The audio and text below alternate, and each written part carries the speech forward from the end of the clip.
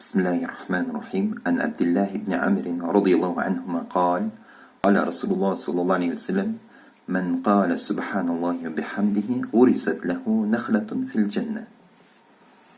Abdullah ibn Amr radıyallahu anh rivayet kılar. Peygamber sallallahu aleyhi ve sellem aytdı.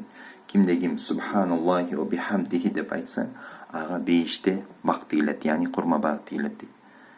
Al қалаған бақ болып береді да, ошоға иншалла Субханаллахи бихамдихи деп айтқан сайын сізге жәннатқа бақ дейіледі. Ошон үчүн иншалла ар бирибиз ушу зикирди кылганга товфик берген болсун. Алла субханала тааля бактын чоңдугу Халтикинскийде коозго бир гүлүгаттар бар го. Ошолор 100 жылда гүлөкөзүн чаап өтө албайт.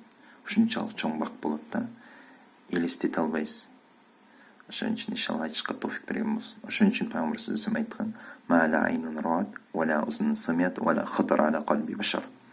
Алла Таала мени даярдап койдум дейт, адаттуу даярдап койдум кимдерге? Момун мусулман пенделерге, яни өзүнүн пенделерине, салих пенделерине. Алардын көзү көрбөгөн, кулагы укпаган, жүрөгү сезбеген, акылы жетпеген нерселерди даярдап койдум дейт.